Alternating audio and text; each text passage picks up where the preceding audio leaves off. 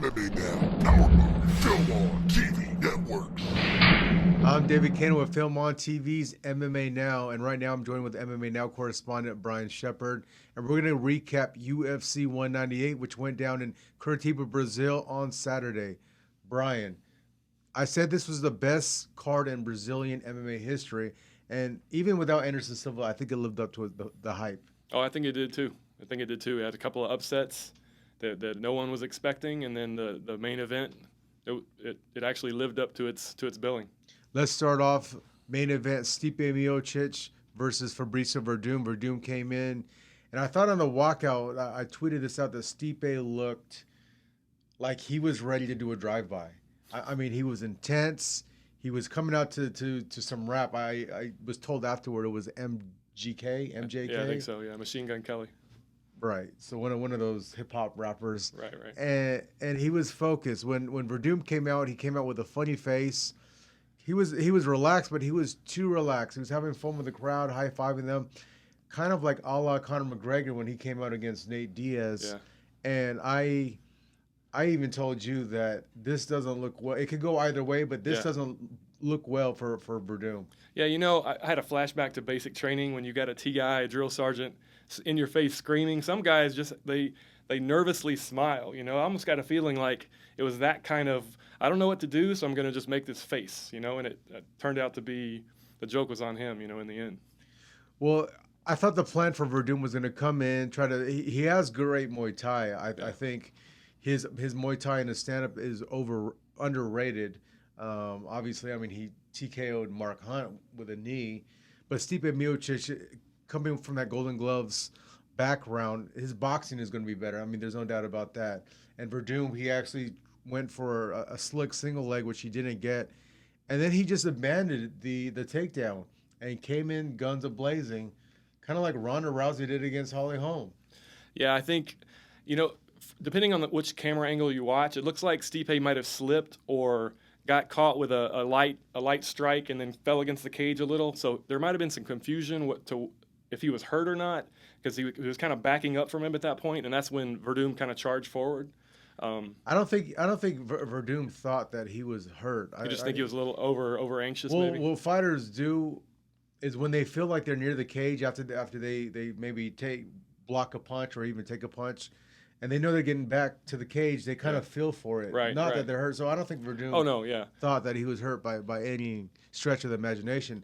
I just think that he thought he was going to come in there. There's 45,000 fans that are all cheering for Verdum. He has basically Brazil on his back. Yeah. And he decided to take a shot, and he went for broke in the first round of a 5-round fight within the first 2.5 minutes. Well, it's essentially like really similar to Jose Aldo when he lunged in at McGregor, although that was much earlier in the fight, but had the same kind of feel where he led face first and Stipe caught him. And I'm not saying that Verdum didn't think he was going to win the fight. His mannerisms was just different. If you watch his fight with Kane, he came out with a focus, no funny faces being made. The fight before with Mark Hunt, there was no games kind of being played, and he took Stipe really not seriously, or he just went in with a not a great game plan. Right, and you even noticed that he didn't look the same. So that could have been part of it too. He didn't take him seriously enough, and it started back in training camp. In the co-main event, we had Ronaldo Jacare Souza against Vitor Belfort. The Phenom Belfort has been fighting since 1996 professionally, 20 years. He was in the UFC when he was 18 years old. It's amazing that he's still fighting to this day. And we look at Jacare as someone that's not that old, but he's only 3 years younger than Belfort. Right. And this was a fight where Belfort, it has title implications. Jacare didn't look well against Yoel Romero in his last fight. And I think this is going to be the one where it really put him in that title contention spot, because even Luke Rockhold said, Jacare, you don't deserve it. He said Chris Weidman deserves it more than you or Romero, because obviously Jacare lost it wasn't an obvious, but he lost a split decision to Romero. But he looked great against Vitor, came out. He basically mauled the Phenom. Right, and that's kind of what we both thought was going to happen. He would come out, control him, and then finish the fight. Well, because Vitor is really dangerous that first round with the kicks punches, and he was able to grab him, ground and pound him, and mount him. And I thought maybe the ref would let it go a little bit longer, even though Belfort was clearly done. It was kind of a weird night for the judges as well, where some fighters had that, like Leslie Smith complained about the fighters. But I think this was a great win for Jacare, and this will put him in that number 1 slot for the middleweight championship, depending on what happens between Rockhold and Weidman. Yeah, I agree. And you talked a little bit about it Friday with, if say Weidman pulls it out, if they do a rubber match between those two, I don't know. I think because of that, he may if Weidman does win in 199, I think he'll be waiting for that third match between those guys, and he'll have to fight somebody else between then. Which could make a lot of sense. I mean, if the fight is very close and contested, and it just makes sense to do a rubber match right away for that. We also had the return of Shogun Rua versus Corey Anderson. And this was a fight where we both predicted Corey Anderson to win. We called this one way wrong. Younger Anderson. And Shogun looked pretty good. I mean, he is slowing down. He's not the Shogun from Pride. Right. 100%. But he was able to put Corey Anderson down at the end of the first and second rounds. I think that's what actually gave him the wins, were those last-minute flurries toward those in the late-minute rounds. Or in the last part of the first and second rounds. Right, and I think you weren't sure on the second round if that was enough to get it done. Right. But I thought Shogun, it was enough to do it. He did more significant damage. Yeah. And it's Brazil. I actually agree with the decision with this one. I mean, you could have scored it either way. Did Corey Anderson control Shogun for the second round? Yes, but he didn't really do much. And he almost again got finished at the end of the second round. When you get knocked down like that, you throw away all the good work you did by just controlling the rounds and scoring points. And then I think I agree with you. I think it was enough to steal. Great win for Shogun. I'd like to see him retire on a high note. The fighter in him.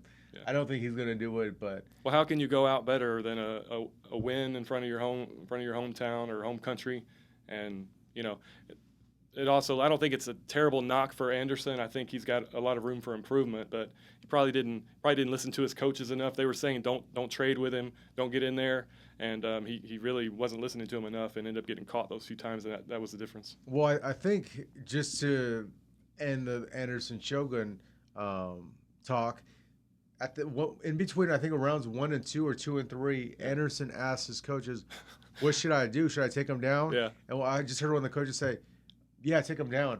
But he's asking, they're not really giving him guidance. Yeah. So also we had the much anticipated debut of Chris Cyborg, and Cyborg did not disappoint. No. 45,000 fans were not disappointed either. When Leslie Smith was a very game, Leslie Smith, where she said, quote, "I'm going to be known as the first woman that destroyed Cyborg," unquote. And Leslie Smith came in, and she was upset with the decision for the refs to come stop the fight. But I think it was a great stoppage.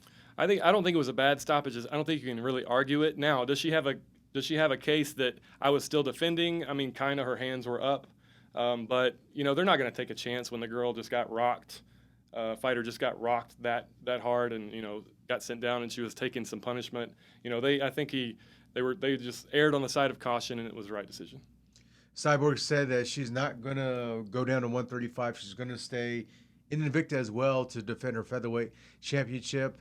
But she did call out Ronda Rousey via Instagram saying, don't run, something to the effect, and hashtag don't be scared, homie. I wonder where she got that from. Yeah, I don't know. Also on the main card, we had Warley Alves versus Brian Barberena. You picked Alves to win. I thought Barberena was going to pull it out. Yeah. And the underdog did it in Brazil, which it was one of those fights again where I thought you're in Brazil, you don't know which way it's going to go. But the judges actually did a great job. They scored it just how I did it. One round to Alves, the last 2 rounds to Barberena. And it was actually a fun-filled fight where I thought it could have been fight of the night. Yeah, I thought it was a good fight too. It played out exactly the way I thought it would. I just didn't get the winner right. I thought Alves would probably tire out coming after him early, and Barberena just hung in there and just scored. And then the third round, he really took it to him especially toward the end of the round. Barberena's strikes, I mean, he had the short elbow strikes in the clinch that did well, and his boxing looked pretty good as well. I think Barberina hit some of the punches which we were talking about were high. He was coming up high, and I'm like, if he just throws them down the middle, he's going to connect. But I think he actually did that. He stopped going high and came straight down the middle and started finding a mark on Alves. In another fight, the main event fight on the Fox Sports side, Right. which I thought could have been the co-main event, was Damian Maia against Matt Brown.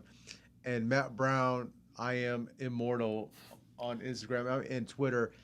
Matt Brown's a fighter, Yeah. and he had faced a lot of adversity in Brazil. He had the crowd yelling out to him, even Grabbing him. before All the weigh-ins. Yeah. They were yelling out, "Vu a mulher." I don't speak Portuguese, but you're gonna die. Yeah. So they did do it before he gave him the double birdies. Right. He gave him the double birdies on the walkout. Another fan grabbed his hoodie where he looked like he turned around and gave him a little short right. And then Damon Maia for 3 rounds just stayed on top of him. That was essentially what it was. He wasn't able to defend the takedowns, and it had to be, 4 minutes, at least 4 minutes around on the ground, just laying there with him on his back. Right, and I think the third round he actually had Maia hurt where he had stuff a couple of Damian's takedowns, and then he connected with him, and Maia kind of went back, and Matt Brown, instead of kind of standing up and letting Maia get back up, he went in on him, which was proved to be fatal because in the end of the third, I think he tapped out there was less than a minute left. Yeah, and I know he tried not to, but I mean Damian Maia, you have a world-class jiu-jitsu guy in there. That's his fight game is jiu-jitsu. It's amazing to watch from a jiu-jitsu practitioner standpoint. It really is a beauty to watch of how you can subdue your opponent without really throwing strikes in a live fight. Yeah, I agree. But I think it was kind of a letdown because you did want to see a little bit of a mix of both and not just complete domination and really not a lot of action on the ground at all. From a jiu-jitsu standpoint, it was great to watch, but from an overall fight excitement standpoint, I think it left a lot of fans lacking. Also, we had Thiago Santos versus Nate Marquardt. And Nate the Great, he's had a great career, and he's had some bad knockouts. He's had some great knockouts of his own. He's been knocked out quite a number of times. And I think this is a fight where he said he felt more comfortable switching camps. He said he didn't learn much. He didn't get better technically at Alliance in San Diego, that he went back to Trevor Whitman in Colorado.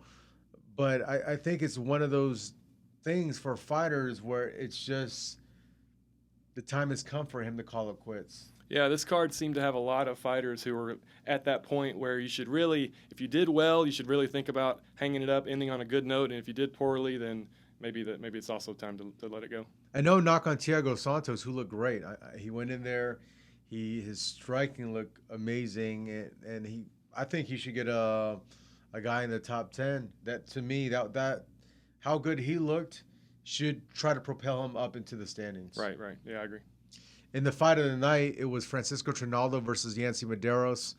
In another fight, which I said could be fight of the night candidate, and it proved to be that. I think this one and the Alves Barberina could have went that way as well, where Trinaldo and Medeiros both were hurt, both traded punches, and it really both showed the heart of a Brazilian champion fighter and a Hawaiian warrior. Yeah. So I think this is one of those fights where no fighter really loses ground from it. Yeah, I don't think you lose ground other than possible medically from being hit in the head that many times with just full on. I think we thought at some point it might be stopped in 2 different rounds during that fight when Yancy was taking a lot of punishment. Well, Trinaldo at the end of the second round, he was dropped, and he just survived in the last 10 seconds. Yeah. So it was a great fight. It was a fun fight, and I think again, no fighter lost any type of standing or merit with the UFC. Right. Anyone that can bring that kind of excitement is always gonna find a place for you on a fight card because the fans are gonna get what they want. Also on the Fox prelims of the opening fight was John Lineker versus Rob Font. And Lineker, you said, looked really good. Yeah, his body shots were devastating. I think they really took its toll toward the later part of the fight. And he really wasn't going head hunting at all. He was body hunting the whole way, and Font didn't know what to do. one of the Facebook fights was Little Nog versus Patrick Cummins, and you said that Patrick Cummins was strong. He was to come out, and you thought Cummins would win. And I thought Cummins has fought great competition. He's fought DC, obviously the light heavyweight champion, but Little Nog is in Brazil. His background was boxing, Right. and if you can't get Little Nog to the ground, which his jiu-jitsu is going to be better than Cummins, he's going to win a stand-up fight, which he did with less than I think in the last 2 minutes of the fight. Yeah, exactly. I mean, completely went the opposite way. I thought Cummins' strength, youth, athleticism would be able to control him, and it didn't. It wasn't able to. So. Also, just rounding out the card, Sergio Moraes defeated Luan Chagas, and then we had Renato Moicano defeat Zubaira Tukov in some fights just to get every Brazilian. There was a Brazilian on every fight on this card, Right. which we talked about. The Brazilians love to see Brazilians fight other people, and they came out on top. If this was a team sport. Right. Well, that'll do it for right now for our UFC 198 wrap-up show. That's Brian Shepard. I'm David Kano. Make sure you follow us on Twitter at MMA Now TV, and make sure you look at Monday through Friday, Daily Dose of MMA Now, where we update you on everything that's going on in MMA and a little boxing too. MMA Now, powered by Film on TV Network.